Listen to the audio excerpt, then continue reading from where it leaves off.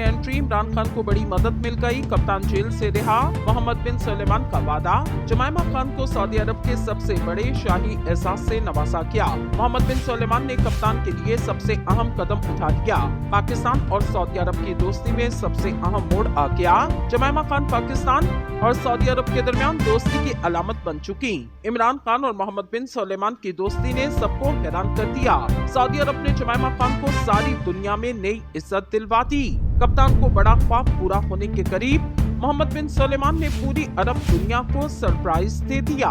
दोस्तों, जमाइमा खान को सऊदी अरब का सबसे बड़ा शाही अवार्ड दे दिया गया। इमरान खान की साबिका अहलिया जमाइमा खान की सऊदी अरब में आमद और सऊदी शहजादे मोहम्मद बिन सलेमान के साथ मुलाकात इस वक्त सारी दुनिया का मरकज बन चुकी। सऊदी अरब ने जैसे जमाइमा खान को प्रोटोकॉल दिया और इनका जैसे इस्तकबाल किया, इसने सबको हैरत में डाल दिया। मोहम्मद बिन सलेमान ने इमरान खान से अपनी दोस्ती निभा दी, तो दूसरी ही जानिब जमाइमा खान ने भी पाकिस्तान से अपना दोबारा से ताल्लुक बहाल किया। इमरान खान के नाम पर जमाइमा खान पर इल्जाम लगाने वालों के मोहम्मद बिन सलेमान ने मुंह बंद करके रख दिए, जिसके बाद से अब नून लीग के अंदर शोक का समा। जमाइमा खान ने दोबारा से पाकिस्तान के साथ अपना रिश्ता कायम करने की वजह बता दी, जिसको लेकर एक बार फिर आप चौंक जाएंगे। मोहम्मद बिन सलेमान के यूं तो पाकिस्तान की सियासत में चर्चे होते ही रहते। वो पाकिस्तान के बहुत अच्छे दोस्त और मुश्किल में साथ देने वाले इंसान, लेकिन अब इनका पाकिस्तान की सियासत में जिक्र अलग से किया जा रहा। जैसे इमरान खान के बेटों ने सऊदी शाही महल में एंट्री की और सऊदी अरब के वली अहद ने इनका इस्तकबाल किया, वो ऐसे मनासर थे जो सारी दुनिया में देखते ही देखते वायरल हो गए। मोहम्मद बिन सलेमान ने कप्तान से अपनी दोस्ती निभा के रख दी और जमाइमा खान ने भी पाकिस्तान और इमरान खान के बारे हैरान कुन बात कही।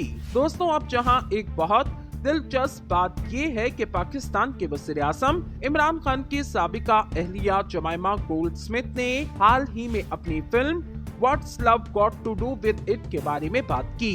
मीडिया रिपोर्ट में कहा जा रहा, romantic comedy film what's love got to do with it में खान साहब के साथ कैसे ते मैंने कहंदा को असाई को अंतरा को मुखड़ा ते मलकू साहब ही नाल ही पीछे स्टूडियो च बैठे थे सारे।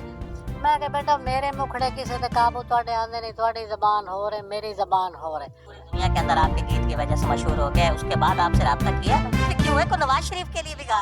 अच्छा, ये बताएं कि ये नक तक कोका किसका गुम हुआ था जिस पे आपने ये सारा लिख डाला? कि शायर को तो कोई अंदाजा ही नहीं होता कि जब तक हमारे पास रहते हैं ना अल्फाज या वो कागज़ पे लिखे हुए अल्फाज होते हैं, शायर को तो ये तवक्को नहीं होती। वो खुद तो ये समझ रहा होता है कि ये बड़ा अच्छा होगा या मैंने बड़ा अच्छा लिखा है। वो हर तख्लीक को अपना आली शान तख्लीक समझता है, लेकिन जब वो शायर के अल्फाज सिंगर के मुँह में जाते हैं ना तो उसका जो रिज़ल्ट है वो तभी बाहर आता है। और वो जो पजीराई जो शायर को मिलती है वो सिंगर के मुंह से अदायगी के बाद निकलती है। जो लिखने वाले हैं, गाने लिखने वाले हैं, जो गायकी